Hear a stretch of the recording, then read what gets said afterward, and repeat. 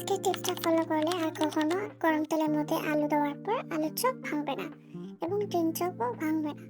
তো আপনার অনেকেই জানেন হয়তো এই টিপসটা, বা অনেকে ফলো করে এরকম করে তৈরি করেন আলুর চপ কিংবা ডিম চপ। তো আজকে আমি এটা আপনাদের সাথে শেয়ার করব। তো চলুন। আমি সাধারণত এখানে দুইটা ডিমকে স্লাইস করে কেটে নিয়েছি সিদ্ধ করে। আলু ভর্তা যেরকম করা হয় নর্মাল পেঁয়াজ তেল এবং কাঁচামরিচ দিয়ে ভেজে হালকা হলুদ দিয়েছি আমি, আপনারা হলুদ স্কিপ করতে পারেন।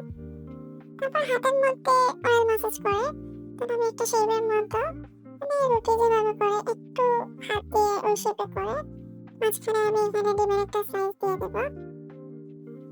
মানে আমরা সবাই জানি নর্মাল আলুর চপ ডিম চপ কিভাবে করা হয়, তো এখানে আমি আরেকটা ভাবে ডিম চপ করবো।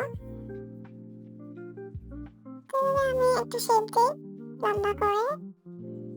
তারপর শেপ দেওয়ার পর মোস্ট ইম্পর্টেন্ট হচ্ছে আপনার আলু কোনোভাবেই তেলে দেওয়ার পর ভাঙবে না। এটা হচ্ছে আপনি একটা প্লেটের মধ্যে বা একটা বাটির মধ্যে এরকম ময়দা নিয়ে নেবেন আর হালকা করে উপর দিয়ে লবণ দিয়ে দেবেন। তারপর এই আলুটাকে এভাবে করে ময়দা মেখে নেবেন ভালো করে। তারপর আপনাদেরকে এই কাজ করতে হবে, এটা ফ্রোজেন করে দেন আপনারা চাইলে ব্রেড ক্রাম্বসের মধ্যে ডিম দিয়ে ভালো করে চুবিয়ে নিতে পারেন।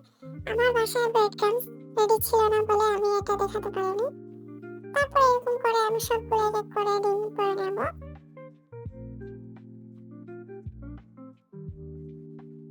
মানে আপনারা চাইলে অন্যভাবে শেপ করতে পারেন, ছোট ছোট কাবাবের শেপের মতো ডিমটাকে কেটে। তারপর এখানে আমি মাছের ডিমটি হলুদ আর লবণ দিয়ে ভালো করে সেদ্ধ করে নিয়েছি। এবার আমি এগুলোকে ভালো করে ভেজে নেব। এখানে আমি হালকা হলুদ আর ধনে গুঁড়া দিয়েছি আর ভালো করে আমি এখানে পেঁয়াজ একটু বেশি করে দিয়েছি। এটা আপনারা চাইলে বাদ দিয়েও খেতে পারবেন, কিন্তু আমি এখানে ডিমের চপের মধ্যে দেওয়ার জন্য রান্না করেছি। তারপর আলুর ভিতরে দিতে হলে আগে আমাকে এটা ভালো করে ঠান্ডা করতে হবে। এজন্য চুলা থেকে নামিয়ে একটু সময় ওয়েট করতে হবে এটা ঠান্ডা হওয়ার। তারপর এভাবে করে আমি হাতের মধ্যে মাছের ডিমগুলা এবং নর্মাল ডিম যেটা স্লাইস ছিল ওইটা এরকম করে সবগুলো করে নিয়েছি। আর মাছের ডিমের ওটা আমি আর ক্লিপ নিতে ভুলে গিয়েছিলাম। তারপর এরকম করে আমি সবগুলো করে নেব এক এক করে। আর অনেকে হয়তো এই টিপসটা জানেন বা ফলো করে তৈরি করেন, বাট আমার মনে হলো আপনাদের সাথে শেয়ার করি, তো এই জন্য শেয়ার করলাম। এরকম নতুন নতুন টিপস যদি আপনারা জানতে চান আমার পেজটাকে ফলো দিয়ে রাখবেন।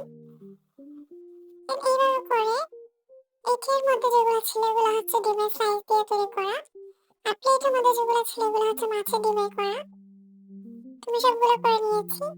এই ভিডিওটা কেমন লাগলো আপনাদের জানাবেন। আর এখন আমি ফ্রোজেন করে রেখে দেবো, যখন আমি ভাজবো তখন আমি ব্রেড ক্রাম্বস করে নেব। এখানে আমি আজকে বেগুনি ভাজতে সময় একটু কালার এড করেছিলাম, তো সুন্দর হয়েছে কালারটা বেগুনি।